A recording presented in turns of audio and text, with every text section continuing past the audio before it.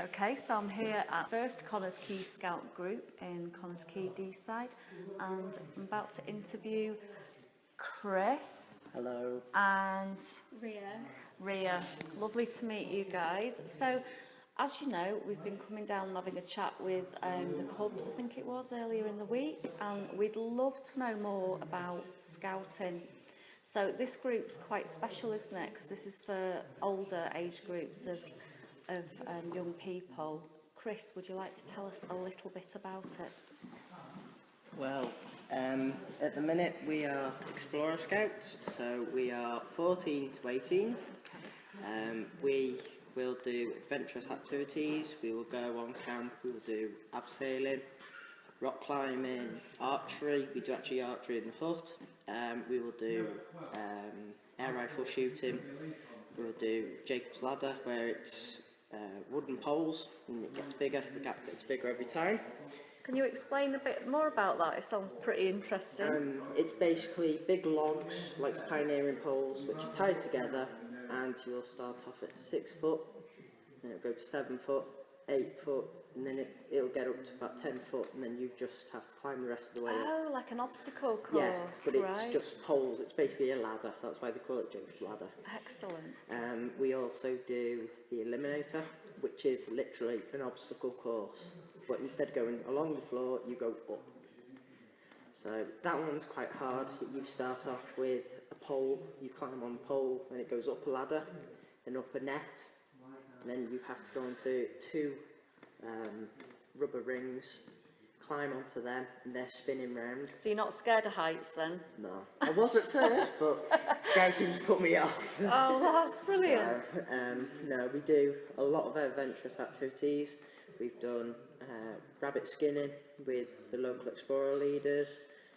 We've done camps where we have the scouts from the whole district come in, and they will actually learn from us. So we will teach them the different skills as well. In Explorers we do young leaders, and I'm going to hand over to Ria to talk about young leaders. Fantastic, thank you, Kris. The Young Leaders is only open to the Explorers, and you can help out with the younger units, the Beavers, the Cubs and the Scouts. A general rule is that you wait 6 months between joining Explorers and becoming a young leader with the Scout unit that you've just left, so that you're not thought of as a friend to the people in the Scout unit, more as a leader. There's modules A to K in Young Leaders, and they're all required for the Young Leader belt, and you have to do 4 missions, which are running indoor activities, outdoor activities, running planning meetings to decide what's happening throughout the term or anything, and attending running a log flume, a forum within the unit where you ask the children questions about what they do and don't enjoy, what they'd like more of, what they'd like less of. Basically, it's a chance for people who want to go on to leaders in the future to get a feel for how it's going to be and which unit they prefer to the other units. Amazing. So are you applying for this young leader? I've done my modules A to K. I've done missions 1 and 2. I've done mission 4, and now I've just got mission 3 left. So what does the missions entail? Do you have to go out sort of with the children, with the younger children? That's the indoor-outdoor Ah, activities the missions okay. are. The modules include the basics of becoming a leader, like do's and don'ts, and how to deal with bad behaviour, how to run activities and games, and there's a standard first aid course as one of the modules where you have to pass level 4 first aid. Me and Kris went on a weekend first aid away, and we both got stage 5 first aid.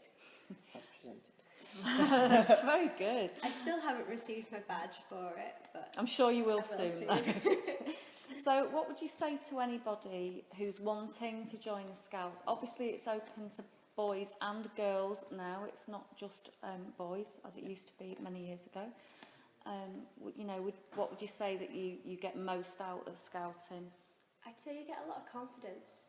There's a lot of people that come here and are a lot shyer than they are when they leave, and it just helps. It's a lot more for the people who are a bit on their own at school and things. they tend to come more than the popular ones, because it's a place where they can fit in with other people who are like them. I mean, we accept anyone, it's just they're the ones who feel a bit more comfortable usually. That's really positive. So it is like a family Yeah. atmosphere, really, isn't it? There's no groups around here. You're all friends with each other. There's no like popular ones and anything else and the ones that get left out, because you're putting 4 patrols at the moment we're in. It depends on the size of your unit. Yeah. And you tend to get split off from your friends, so you make new ones. Which is really good. Yeah. So you're not kept in a clique, are you? Even though we are part of First Connah's Quay, we are also part of the Worldwide Brotherhood of Scouting. So that we go from, yes, we think, well, we're quite small in comparison. When you think about it, we've got so many different people all over the world. At any time, we have a special day in September or October time that we call a jot or a jotter. A jotter is a jamboree on the trail, but that's over the internet, so via radio waves. So you can go to a special place and you can go on your radio and talk to people down in London, and you go a bit further afield and talk to people in likes of Helsinki, Finland. You can talk to people in Australia, New Zealand. Wow. And there's all different things like that. The jot that we do around here, we come together as a big Flintshire unit, and we all help out and we all go for a big walk, which we do, and we don't stay in our units, we mix, so we have to get on with each other. Yeah. We have to basically make friends with them if we haven't before. Because there's always a risk of you staying within your little insular groups, isn't there? They try and put you outside of your comfort zone, which is quite weird, I think we would say, wouldn't we? Yeah, it's sometimes you can feel a bit awkward. Don't want to be with them. Yeah. But as we will say, we've been on so many activities that just being out in the normal public you'd never get the chance of doing. No. We hold so many activities in the hut for the public. Starting the end of October till nearer Christmas, we do a bingo. Fantastic. Anyone's welcome. It's 20p entry, and then it's 50p a ticket, and you can come in. It isn't for money, so even 3-year-olds can play. The house, you get a turkey for Christmas. For a line, you get a box of chocolates. So it is for everyone to join in. Fantastic. So I'm sure that obviously people that are watching this video will be so, wanting to come, to this bingo as well and be involved, with the Scouts as well, and maybe become a leader or join in with a group as well. Yeah. But it's not just a bingo either. They have a little jar sale where you put in £1, I think it is, for a ticket, and a number that's on your ticket corresponds to a jar, and you get one at random. They have a tuck shop, which appeals more to the children's side of it. And they have a raffle where usually they have a big bunker of wine on there as a grand prize for the adults only. We do have another one as well for those who do like cake. We have. Why are you looking at me? No, not meaning you. We have a contact with the group who do ABC cakes. We did know this, yeah. Huge cakes, and they donate one to the last Christmas raffle. Amazing. And you can win that Christmas cake. So I think we might be coming down for the December bingo. Yes. We don't just do bingo down here, we do a fun day. We just had it. We have a big water slide outside on the big field. We have football games, we have all sorts. We have little competitions going on inside for the little ones. We have hot dogs being sold, burgers. They're all cooked on an open barbecue. Lovely. And then they're more likely to be transferred into the kitchen to keep warm until someone comes and buys them. Brilliant. So you've got children coming from the whole area in Connah's Quay here. They come. We hope so. Okay. We try to advertise it as much as we can. Yeah. But at the minute, for some reason, we've had a decline of Scouts in Connah's Quay.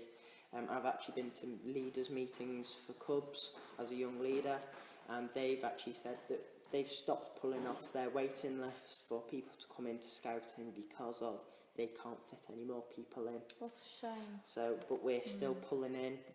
We're still part empty. I know with Scouts a couple of weeks ago, a lad walked in and basically he started there and then on the spot because we are so Inclusive. inclusive. Yeah. We need more.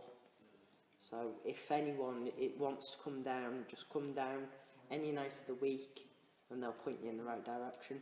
That's a wonderful message there, Chris, and thank you very much. Just before we leave you, would you like to tell us about this 24-hour challenge that you've just been on this last weekend as well? This weekend I travelled down to London on the Friday with a few fellow explorers and leaders. We went down to the heart of scouting, which is Gilwell. It's in Chinford, and we travelled down on a Friday night, got up there about 10 o'clock, and we basically all pitched in to put up big bell tents. We were staying in for the night, and we pitched up. In the morning we found a bit of a disaster. Our cooker didn't decide to work. We hadn't picked up the fuel to put in the cooker.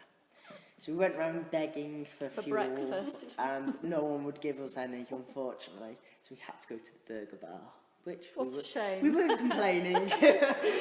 We weren't complaining about that. And then at 9 o'clock we went to basically a big festival, and it basically pronounced Gilwell 24 open. There was, from that point, the challenge is to not sleep until the next day, which was quite hard when you're starting to get tired, because you've got the excitement on the Friday night, so you don't sleep on the Friday, but by the Saturday night you're dozing off.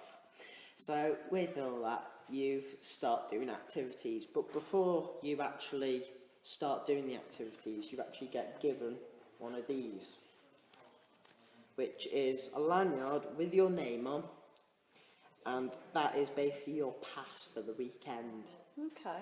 So if for some reason you collapse or anything like that, they will scan this little barcode and that will bring up your leader's contact details. Brilliant, yeah. So then they can inform your leaders to get all your basically information to them.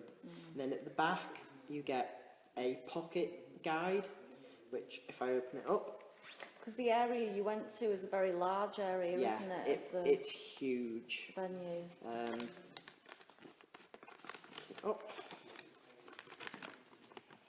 As you can see, this was the area that we stayed in, Yeah. which is So absolutely these here are all the little buildings, and that's a massive spread of That's greenery around you there. huge. And then here, don't fall, Paul.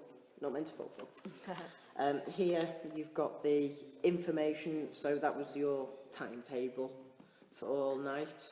So that was telling you when likes of the scuba diving was starting, which I actually had to go at, which was brilliant.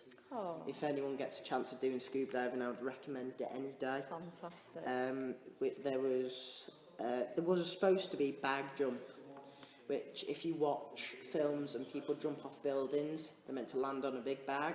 Oh, But unfortunately they couldn't come under insurance. But they're hoping, cross fingers, touch wood, they'll get there next year and we'll be able to have a go. That's like jumping off a building onto a mattress, which Yeah. obviously isn't recommended. Well, no. No. They had cinemas whilst we were there. They were showing... Sleepy films. well, yes, they were showing the latest Frozen, Monsters Inc. We actually went into Frozen about 3:30 in the morning, and I personally got very embarrassed because one of my fellow explorers actually fell asleep and started snoring in the middle of the film. So I was there to wake him up. You are not snoring. What happens if you go to sleep then? There's nothing wrong with it. It's just a challenge. Trying to get you to do it. It's like a sense of achievement. Yeah. But there was lots of different activities. They had archery going all through the night, air rifle shooting. They had all sorts, backwards Sounds really cooking, fun. water waves, all sorts. So this is the kind of thing that if you join Explorers that you may have chance to do. You will hopefully get And the opportunity. This is maybe on every year, is it, as The well? Guildhall 24 is on every year. It was actually its 10th anniversary this year. So it was a bigger one than usual. It was a bigger one. They had 5,000 children there between ages of 14 to 18. Amazing. So you can imagine walking round, it was like, Fun. no, I'm not going to get hurt. Oh. But no, if you ever get the opportunity, please do go. They will do. Imagine me. I'll be asleep in the first 7 hours. I doubt that, because it is amazing. Oh. It's full worth it. Oh, well, thank you, both of you, for talking to us today. And obviously, we shall hope that you get many more scouts coming to join you. Hopefully we should. Thank you very much. Thank you. Thank you.